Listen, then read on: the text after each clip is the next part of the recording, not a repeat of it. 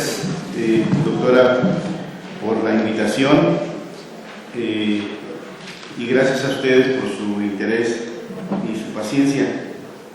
Para no limitarme, porque luego cuando lo hago de manera espontánea me voy de tiempo, preparé un texto que quisiera presentarles y que espero nos dé posibilidad de intercambio de algunas ideas. Voy a referirme a tres aspectos en esta presentación. Uno son los avances que ha habido en la legislación en esta materia, tanto a nivel federal como en las entidades federativas. Me refiero a la materia del patrimonio cultural o del llamado patrimonio cultural. Dos, cuál es la relación de esta legislación con lo que conocemos como patrimonio cultural universitario. Y tres, algunas perspectivas de la política cultural pública y el patrimonio cultural en el contexto actual. Para hablar del primer tema, es decir, de los avances que ha habido en la legislación, tanto a nivel federal como a nivel local, que se refiere a esta legislación relativa al patrimonio cultural, quisiera tomar como pretexto una recomendación general que emitió la Comisión Nacional de Derechos Humanos el día 28 de enero de este año. Dicha recomendación tiene como materia la protección del patrimonio cultural de los pueblos y comunidades indígenas de la República Mexicana. La recomendación inicia citando el artículo primero de la Constitución General de la República, mismo que en su párrafo tercero establece la obligación de todas las autoridades en el ámbito de sus competencias de promover, respetar, proteger y garantizar los derechos humanos de conformidad con los principios de universalidad, interdependencia, indivisibilidad y progresividad, y establece la obligación del Estado de prevenir, investigar, sancionar y reparar las violaciones de los derechos humanos. Esto conlleva que todos los órganos del Estado, en el marco de las atribuciones que les son conferidas por la ley, están obligados a implementar programas y políticas públicas centradas en la defensa y protección de los derechos humanos, dentro de las que se contemple la ejecución de acciones positivas y razonablemente calculadas para su ejercicio, atendiendo la exclusión y desigualdad, previniendo las violaciones a tales derechos. Esta recomendación de la Comisión Nacional de Derechos Humanos cita además dos artículos más de la Constitución. El segundo, que establece que el Estado mexicano reconoce que la nación tiene una composición pluricultural sustentada originalmente en sus pueblos indígenas, que son aquellos que descienden de poblaciones que habitaban en el territorio actual del país al iniciarse la colonización y que conservan sus propias instituciones sociales, económicas, culturales y políticas o parte de ellas. Además, establece el deber del Estado de preservar y enriquecer sus lenguas, conocimientos y todos los elementos que constituyan su cultura e identidad. A su vez, otro artículo que cita, el cuarto, en su párrafo 12º, establece que toda persona tiene derecho al acceso a la cultura y al disfrute de los bienes y servicios que presta el Estado en la materia, así como el ejercicio de sus derechos culturales. El Estado, dice, promoverá los medios para la difusión y el desarrollo de la cultura, atendiendo la diversidad cultural en todas sus manifestaciones y expresiones, con pleno respeto a la libertad creativa. La ley establecerá los mecanismos para el acceso y participación a cualquier manifestación cultural. Así pues, sobre esta base, la Comisión emitió dicha recomendación, misma que tiene como objetivo, y aquí viene lo interesante que empieza a vincularse con el tema que nos interesa, que tiene como objetivo advertir sobre las omisiones existentes en marcos normativos, así como los alcances de diversas instancias del Estado con relación a la problemática de la sustracción y la apropiación cultural indebida que enfrentan los pueblos y comunidades indígenas en sus usos, representaciones, expresiones, conocimientos y técnicas, así como instrumentos, objetos, artefactos y espacios culturales y que les son inherentes a las comunidades como parte integral de su patrimonio cultural. En tal sentido, la Comisión Nacional de Derechos Humanos emitió recomendaciones generales al Ejecutivo Federal, al Congreso de la Unión, a los ejecutivos locales, incluida la Ciudad de México, y a los poderes legislativos de las entidades federativas. Al Ejecutivo Federal le recomienda impulsar políticas y que asigne un presupuesto que garantice la protección, salvaguarda, preservación, promoción y desarrollo integral del patrimonio cultural de los pueblos y comunidades indígenas con un enfoque de derechos humanos. Al Congreso de la Unión le recomienda que diseñe una iniciativa de ley para crear un sistema con participación de los pueblos y comunidades indígenas con el objetivo de coordinar esfuerzos para garantizar el reconocimiento colectivo sobre sus creaciones, así como la salvaguarda de su patrimonio cultural, desde luego con la participación de estos pueblos. A los ejecutivos locales les recomienda que presenten iniciativas a sus respectivos congresos para la creación, armonización de un ordenamiento jurídico que establezca un sistema interinstitucional para garantizar el reconocimiento colectivo y la protección, salvaguarda, preservación, promoción y desarrollo integral del patrimonio cultural de los pueblos y comunidades indígenas, estableciendo los elementos mínimos que expone la recomendación. Y a los poderes legislativos de las entidades federativas les recomienda que diseñen y voten una iniciativa que contemple la creación de un ordenamiento jurídico que establezca el reconocimiento colectivo, así como las medidas necesarias para garantizar la protección, salvaguarda y desarrollo integral del patrimonio cultural de los pueblos y comunidades indígenas. Resulta interesante que la propia Comisión hace una búsqueda y cita diversas leyes de las distintas entidades federativas relacionadas con el tema de los derechos y cultura indígena, así como con el patrimonio cultural, además de citar diversos instrumentos de derecho internacional en las mismas materias. En mi opinión, la recomendación emitida por la Comisión es muy discutible, es ambigua, a veces es confusa en varios de sus puntos, en los puntos de su contenido, no por la defensa de los derechos humanos de los pueblos indígenas, en la cual tengo plena coincidencia, sino porque no dimensiona temas de fondo e incluso es confusa en sus recomendaciones cuando se refiere al patrimonio cultural, pues nuestro sistema no está constituido sobre la base de una yuxtaposición de patrimonios de varios sectores de la población, sino sobre una idea de nación y la adopción del tipo de Estado republicano, democrático, representativo y una forma de gobierno federal. Pero en todo caso, la recomendación me es útil para hablar del tema al que me invitaron. Parto de unos supuestos breves.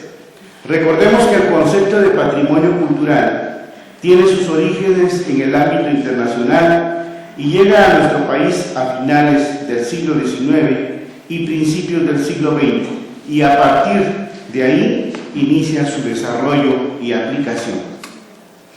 En la tradición nacional, el concepto prevaleciente, por lo menos en el ámbito de las facultades del gobierno federal, ha sido el concepto de monumento, centrándose en una clasificación de 4 especies de monumentos: los paleontológicos, los arqueológicos, los históricos y los artísticos.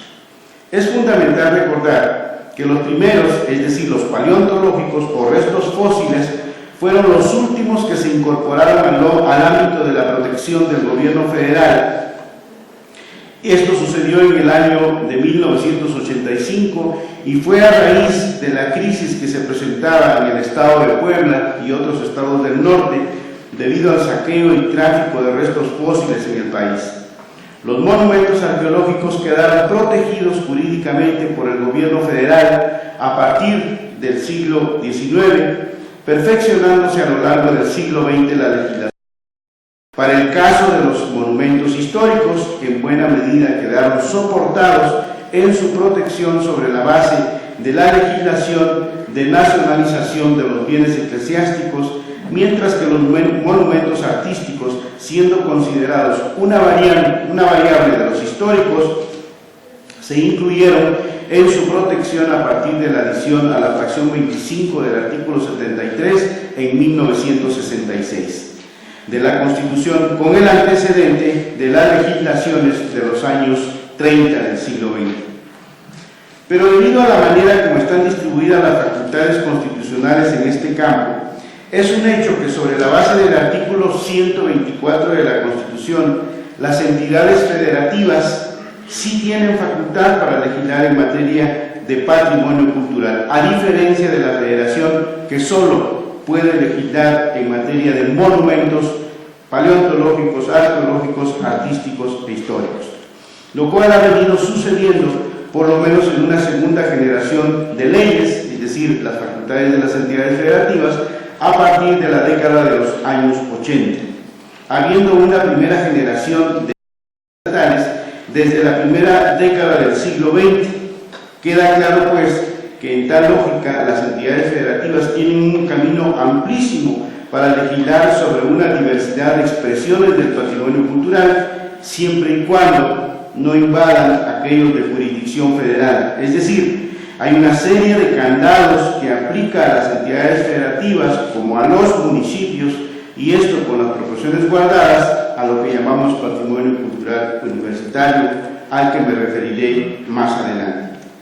Pero es importante también aclarar que si entendemos por avances en la legislación del patrimonio cultural la proliferación de instrumentos legales, entonces nuestro parámetro es evidentemente cuantitativo y por lo tanto hasta el día de hoy hay un avance notorio, pues existen una buena cantidad de leyes y decretos administrativos que se han promulgado en los años recientes, pero esto no necesariamente significa avances cualitativos de claridad teórica, instancias responsables, capacitadas y cumpliendo con sus obligaciones. En tal sentido, mucho temo que estemos avanzando hacia lo cuantitativo, de ahí el título de este trabajo en el sentido de si la legislación implica avances o retrocesos. Al respecto, haré referencia a algunos datos duros, tanto a nivel federal como de las entidades federativas e incluso municipales. Primero, es importante tomar conciencia de que la legislación de lo que puede llamarse patrimonio cultural se ha ido haciendo cada vez más compleja, de tal manera que de ser un tema casi elitista hasta hace unos 20 o 30 años, ahora se ha vuelto tan popular y en algunos casos hasta moda. De tal manera que es incluso tema de comerciales de televisión y radio. Pero también es verdad que es un problema que, derivado de la profundidad de los estudios multidisciplinarios, cada vez va mostrando nuevas aristas que antes no se alcanzaban a observar. De ahí entonces que este fenómeno tenga que abordarse en una serie de normas legales como las de urbanismo, asentamientos humanos, protección al ambiente, administración pública, educación, derechos y cultura indígena, turismo, expropiación, profesiones, archivos, legislaciones laborales, derechos de autor, minería y ahora exploración de hidrocarburos, entre otras varias más.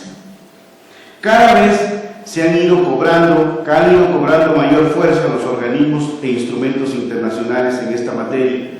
Han surgido nuevos instrumentos como declaraciones, cartas, recomendaciones y convenciones. Como sabemos, independientemente de si son vinculantes o no, constantemente son referidas para demandas o reclamos de movimientos sociales. En tal sentido, los estados nacionales deben enfrentar no solo presiones internas, sino también externas, sin importar el sentido de las mismas.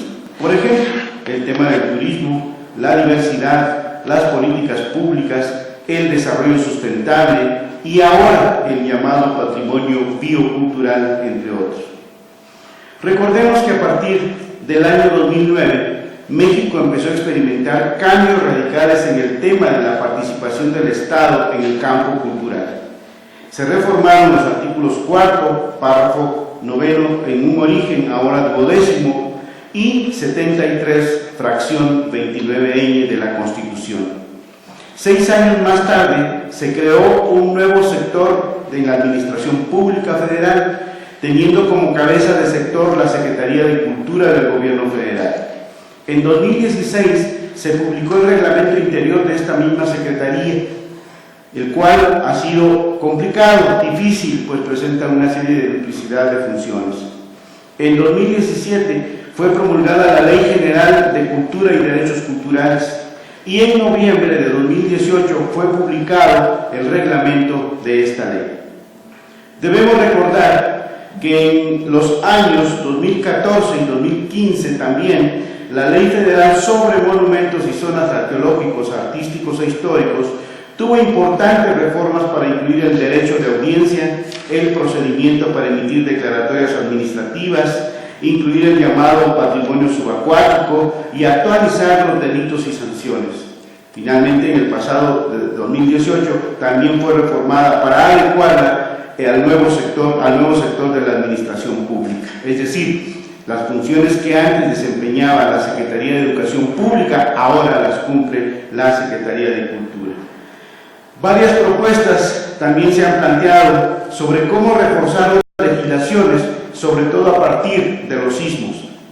Por ejemplo, los sismos de 2017. Por ejemplo, la Ley de Obra Pública, la Ley de Protección Civil, la Ley de Asociaciones Religiosas y Culto Público, o los protocolos que adquieran un carácter ahora de mayor coercitividad y con ello un carácter preventivo más serio y riguroso. El ordenamiento territorial, junto con el tema de las autonomías, es en este momento el problema de mayor alquidez, al encontrar un problema común que afecta no solo a los bienes culturales, sino a poblaciones enteras, como son los megaproyectos de desarrollo. En tal sentido, hay ya varias propuestas que se han hecho en términos legislativos y de política pública, pero pienso que no hemos dimensionado lo que significa para el país entero el resultado de estas normatividades. Si la recomendación que hizo la Comisión Nacional de Derechos Humanos se ubica en esta perspectiva, se entenderá su preocupación por los derechos de los pueblos indígenas y aún más el complejo problema de la explotación ajena de creaciones colectivas e individuales de estos pueblos, pero esto también pone en tensión el sistema jurídico mexicano.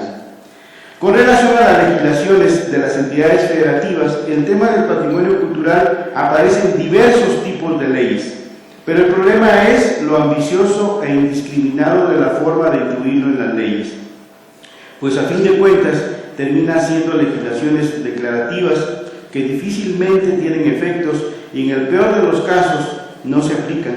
Aún así, vale la pena tener en cuenta los siguientes datos. 23 estados de la República cuentan con legislaciones relativas al patrimonio cultural.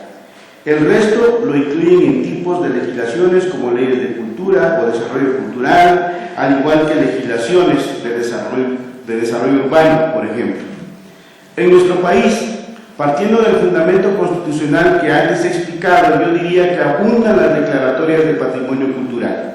Sin contar las declaratorias por Ministerio de Ley, administrativamente existen más de 100 declaratorias de patrimonio cultural tangible e intangible en las 32 entidades federativas, siendo Querétaro, la Ciudad de México y Tlaxcala las entidades con más declaratorias. Sobre este mismo tema, por lo menos hay dos tipos de declaratorias que resultan polémicas por su contenido, por lo que ha sido de altivez en su discusión. Estos son las corridas de toros y las peleas de gallos. En este sentido es interesante, o son interesantes los argumentos que se dan a favor y en contra, poniendo en entredicho los planteamientos académicos, las estructuras éticas e incluso hasta morales y jurídicas. Pero como partimos de la idea que el tema del patrimonio cultural está contenido en diversos tipos de leyes o en general normas jurídicas, solo en el ámbito de la cultura existen casi 600 instrumentos jurídicos que se refieren al tema de la cultura, siendo estos leyes, decretos administrativos, acuerdos, declaratorias, etc. Considero que en el país existen y conviven a través de las entidades federativas, 5 modelos legislativos en materia de cultura. Estos son leyes de cultura. Ahí encontramos a los estados de Aguascalientes, Durango, Puebla y San Luis Potosí. Leyes de desarrollo cultural. Ahí encontramos a los estados de Campeche, Coahuila, Michoacán, Nayarit, Oaxaca, Veracruz y Zacatecas. Leyes de fomento cultural. Ahí encontramos a la Ciudad de México, Guerrero, Jalisco, Sonora y Tamaulipas. Leyes de derechos culturales. Ahí están incluidas la Ciudad de México y Guanajuato. Otras entidades federativas refieren los derechos culturales en otro tipo de leyes. Y el último modelo sería leyes de promoción y preservación de la cultura, y ahí está abanderando este modelo el estado de Yucatán. Baja California Sur, Chihuahua, Colima, Morelos, Nuevo León, Tabasco y Tlaxcala no cuentan con una ley específica sobre cultura, lo que no significa que no atiendan dicha materia. Más bien lo hacen a través de otras leyes, por ejemplo, leyes de órganos de la administración pública, como institutos de cultura, leyes de fomento a la lectura o incluso leyes de cultura y derechos indígenas. Por ende, en los hechos constituirían un 6º modelo. No es el objeto de este trabajo detallar las características de cada uno de estos modelos, es en todo caso un tipo metodológico que he propuesto en otra obra. Basta con decir ahora que de estos modelos legislativos el más socorrido ha sido el de desarrollo cultural y el menos el que corresponde a la promoción y preservación de la cultura. No debe perderse de vista que si en algún momento hubo legislaciones específicas dedicadas al tema del patrimonio cultural, ahora este tema está presente prácticamente en todos los instrumentos a los que me he referido, por lo que su estudio y comprensión es cada vez más complejo. Hasta aquí algunos datos generales de lo que podríamos asumir como avances en la legislación en esta materia. Sin embargo, no puedo dejar de decir que el hecho de que proliferen leyes sobre el patrimonio cultural o la cultura no significa que se esté atendiendo el problema de la preservación de dicho patrimonio o que haya políticas culturales suficientemente claras. Al contrario, personalmente me genera un sentimiento de preocupación, pues lo que para mí es claro es el hecho de que ya hay una macrocefalia legislativa a nivel nacional, lo cual en sí mismo no es negativo. Lo negativo es que dichos instrumentos no logran mayores alcances en su aplicación por muchos factores, siendo 2 de ellos que dichos instrumentos legislativos no tienen claros cuáles van a ser sus efectos, y en su caso no son prioritarios en las políticas públicas de los gobiernos, y finalmente nunca hay recursos para alcanzar sus metas. Me refiero ahora de manera breve a los patrimonios universitarios y la aplicación de la legislación del patrimonio cultural. Voy a referirme fundamentalmente a la aplicación de la legislación federal. Partamos de un hecho. En general, la universidad como institución de conocimiento siempre ha tenido que ver con los bienes culturales, que ubicamos como parte del patrimonio cultural. Desde el período novohispano, la Real en el siglo XVIII, por ejemplo, fue depositaria de la célebre colección Bottrini. Sabemos los avatares de las supresiones universitarias en el tránsito y el tránsito de los acervos entre las instituciones universitarias y la instrucción pública e incluso la Sociedad Mexicana de Geografía y Estadística hacia 1858. Hasta llegar al siglo XX y la creación de la Secretaría de Educación Pública y más tarde la creación del Instituto Nacional de Antropología e Historia, el Instituto Nacional de Bellas Artes y ahora la Secretaría de Cultura y sobre todo el Instituto de Antropología, que reuniría a una diversidad de unidades administrativas que en ese momento se encargaban de aquellos bienes como fueron las inspecciones de monumentos, los departamentos de Bellas Artes, museos, etc. Este hecho demuestra que la universidad ha sido fundamental no solo para el resguardo de acervos de distinta naturaleza, sino también para su investigación, conservación y difusión. Eso explica, creo yo, por qué a veces se genera una tensión entre la institución universitaria y las instituciones ahora facultadas para aplicar la normatividad jurídica de los bienes que específicamente protegen. Pero como bien señaló el maestro González Oropesa, la organización de la administración pública evoluciona. y el Estado mexicano ha determinado la creación de instituciones y normas, en este caso tanto de carácter federal como local, pero no dejó de ser polémico. Por ejemplo, el que la ley universitaria de 1929, la ley que le otorgó autonomía universitaria, determinara que el Museo Nacional de Arqueología, Historia y Etnología debía quedar bajo custodia directa del gobierno federal, por lo que la universidad dejaría de ser responsable de aquellos bienes, dedicándose únicamente a su labor universitaria, decía esta legislación. A tal decisión hubo duras críticas, incluso por el llamado Directorio de Huelga Estudiantil en junio de 1929, quien planteaba que la labor de investigación de la universidad sería incompleta si no se incorporaba el Museo Nacional a la estructura universitaria. Un célebre personaje universitario que más tarde llegaría a ser el constructor de Lina, el maestro Alfonso Caso, afirmaba que el Museo Nacional de México, si no se considera únicamente como el lugar donde se depositan, si se considera únicamente como el lugar donde se depositan las reliquias de nuestro pasado, no tiene ningún carácter universitario. Es un instituto semejante a cualquier otro lugar en el que aparecen clasificados y ordenados los objetos.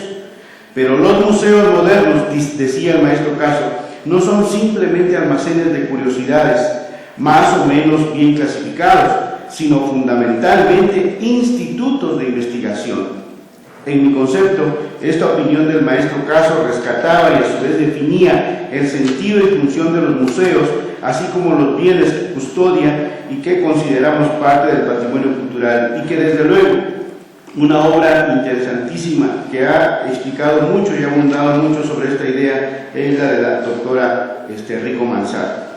De acuerdo con la visión y el criterio del maestro González Oropeza, y sobre la base de la legislación universitaria de 1945, en este caso la UNAM, como señalé antes, es un organismo descentralizado que goza de autonomía. Esta autonomía ahora está reconocida incluso a nivel constitucional según la fracción 3 del artículo 3 de la Carta Magna. Sin embargo, dicha autonomía universitaria, citando al maestro Andrés Serra Rojas, uno de los grandes administrativistas de esta Facultad de Derecho de nuestra UNAM, afirma que esta autonomía es orgánica, misma que corresponde a los organismos descentralizados, lo que implica un poder propio de decisión en los asuntos que legalmente les encomiendan, por lo que no están sujetos a los poderes jerárquicos de la administración pública centralizada, sino únicamente lo mínimo para conservar la unidad de acción del poder público. Es decir, producto del mantenimiento de la unidad de la acción del poder público, en la UNAM se aplican disposiciones establecidas en diversas leyes, como por ejemplo el tema presupuestal, financiero, o un ejemplo más cercano a nuestro tema es la aplicación de la Ley Federal sobre Monumentos y Zonas Arqueológicos, Artísticos e Históricos, o la Ley General de Bienes Nacionales. Por tanto, la UNAM, al cumplir con los requisitos que establece el artículo 45 de la Ley Orgánica de Administración Pública, es decir, haber sido creada por ley o decreto, tener personalidad jurídica y patrimonio propio, cuenta entre su patrimonio con bienes muebles e inmuebles de relevancia no solo para la historia y vida universitaria, sino también para la historia nacional y cuyo estatus corresponde a la categoría de monumentos nacionales, sean estos arqueológicos, artísticos, históricos o paleontológicos, con la única particularidad de que en el caso de que los monumentos arqueológicos y en su caso los paleontológicos contenidos en colecciones que cumplan con el requisito de ley, todos son públicos, mientras que en el caso de los artísticos e históricos, estos son de distinto régimen de propiedad, por lo que la UNAM cuenta o contaría como parte de bienes de su propiedad con una diversidad de bienes, tanto muebles como inmuebles, que están bajo el control legal que corresponde al INAH o al INBA aplicar. El propio campus central de Ciudad Universitaria está declarado a partir de julio del 2005 como un monumento artístico, y como monumento artístico fue declarado el conjunto arquitectónico correspondiente al campus central de Ciudad Universitaria, cuya competencia de conservación corresponde al Instituto Nacional de Bellas Artes. Aunque me queda claro que dicha declaratoria, que en realidad es la que legalmente protege, ha pasado a un segundo término, por debajo de la declaratoria por parte de la UNESCO, lo cual me parece lamentable, pues se le desprecia el valor de la sociedad mexicana y su legislación, e importa más aquel organismo internacional y la humanidad. Pero es importante señalar que la UNAM solo tiene entre sus funciones no solo tiene entre sus funciones la investigación de dichos bienes culturales, sino que mucho ha aportado para el conocimiento de los mismos. Pero viene al caso referir un tema que yo creo ha sido permanente, a veces con mayor altivez. Este se refiere a la relación entre la UNAM u otras universidades con las instituciones facultadas para velar por la preservación de aquellos bienes culturales, considerados patrimonio cultural. Dicha relación ha sido muy intensa, enriquecedora y colaborativa. Sin embargo, ha habido momentos tensos, quizás hasta conflictivos, por diversas razones, siendo algunas de estas los criterios y métodos tal vez de restauración o los procesos de registro. También ha habido momentos tensos cuando se ha tratado de opiniones referentes a proyectos determinados o incluso visiones encontradas en la realización de peritajes o acerca de políticas públicas. Personalmente considero que la relación interinstitucional en esos términos, es decir, de tensión, de dinámica, de discusión, no solo es normal, sino que debe ser aún crítica siempre y seria, pues son comunidades pensantes y que mucho aportan a la vida del país, en particular al ámbito de la cultura. Pero es de singular importancia hacer mención del funcionamiento de los órganos colegiados, de las distintas instituciones relativas a la investigación, la docencia y sobre todo los órganos consultivos y asesores de las autoridades facultadas. En este caso, para proteger lo que es parte de nuestro patrimonio cultural. En tal sentido, comparto la idea de que dichos órganos colegiados se verán enriquecidos si consideran la participación de otras instituciones con reconocimiento y aportes en este ámbito. Me aproximo a terminar esta intervención señalando que en estricto sentido la jerarquía tanto de la legislación universitaria como la legislación federal sobre monumentos y la orgánica del INAH es prácticamente la misma jerarquía. Incluso todas parten prácticamente del mismo fundamento constitucional, como es la fracción 25 del artículo 73. Excepción es la Ley General de Bienes Nacionales, que establece el régimen de propiedad, en este caso de los monumentos, y que parte del fundamento constitucional establecido en el artículo 27.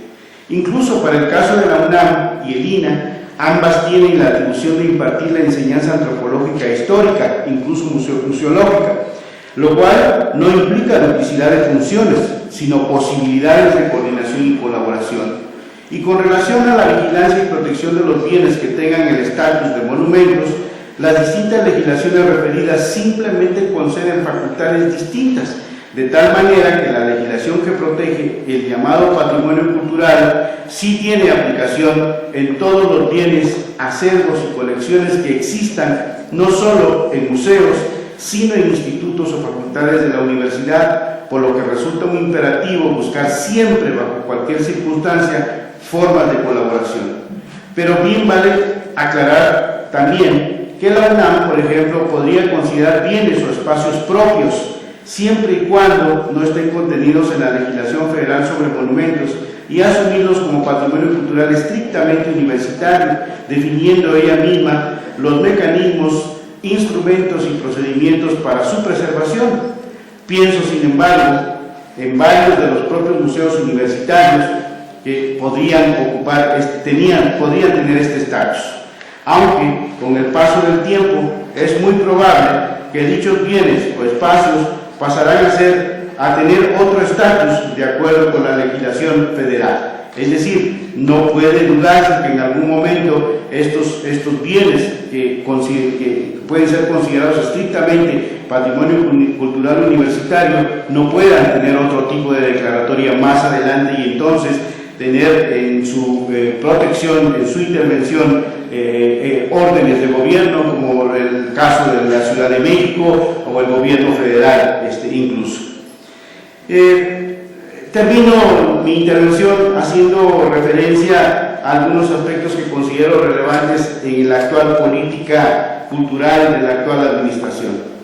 Me parece que vivimos un momento de mucha incertidumbre, en donde la capacidad organizada, la capacidad de la sociedad organizada puede ser el punto fundamental, conjuntamente con las instituciones, para seguir incidiendo y que se considere prioritario el tema de la cultura en las políticas públicas. Hasta ahorita me parece que sigue siendo un mito que una administración proveniente de una ideología, por ejemplo de izquierda, considerará prioritaria la cultura. No se está viendo en ese sentido, no se ha visto en ese sentido, por lo que me parece que es importante, fundamental, el tema de seguir una vinculación mediante la organización de la sociedad civil con las instituciones. Por otro lado, me parece que mucho de la sensibilidad respecto de la preservación de los acervos que consideramos forman parte del patrimonio cultural, así como las instituciones que tanto necesitan el apoyo, siguen dependiendo en buena medida de la sensibilidad de quien está al frente de las instituciones, de que tenga una mínima formación, un mínimo conocimiento o buen consejo, buena asesoría en ese ámbito. De lo contrario, francamente, el panorama que veo para esta materia es bastante desesperanzador. Me parece también que es importante tener en cuenta que podemos ser aún tolerantes o aún más tolerantes. Si se ha dicho, en estricto sentido, no sabemos el rumbo de la política pública cultural de la actual administración, no sabemos hacia dónde va. Hemos sido testigos de anuncios y presentaciones, de anuncios en el sentido de que se impulsará, por ejemplo, la cultura comunitaria, que se impulsarán las misiones por la cultura, por la paz, pero no se ha dicho cuándo, cómo, dónde, quiénes. Por otro lado, al igual que las administraciones anteriores, he sido testigos de anuncios faraónicos. Uno de ellos fue el tema de la residencia oficial de Los Pinos. Se dijo que iba a ser el espacio cultural más grande del mundo, incluso. Y ahora recién se nos acaba de anunciar el bosque de Chapultepec, otro como el espacio cultural más grande del mundo. No hay un peso, no hay dinero. Y además nos explica cómo a las instituciones culturales se les ha castigado, se ha corrido tantísimo personal, poniendo en entredicho la eficacia en el cumplimiento de sus obligaciones. Me parece que todavía hay un poco de beneficio de la duda. ¿Y cuál es ese beneficio de la duda? Que aún no tenemos Plan Nacional de Desarrollo y por lo tanto no tenemos Programa Nacional de Cultura. El Plan Nacional de Desarrollo y el Programa Nacional de Cultura normalmente se presentan hacia el último trimestre del año, es decir, todavía tienen un chance para poder decirnos, no señores, esto es lo que vamos a hacer, ¿no? Todavía hay un margen de beneficio de duda en ese sentido. Sin embargo, la señora Secretaria de Cultura en el mes de febrero se comprometió a que en este mes de abril daría a conocer el Programa Nacional de Cultura. Yo francamente no lo creo, por una simple, llana y lógica razón. No puede haber Programa Nacional de Cultura si no hay Plan Nacional de Desarrollo, que es la base. A ver qué nos presentan. Muchas gracias.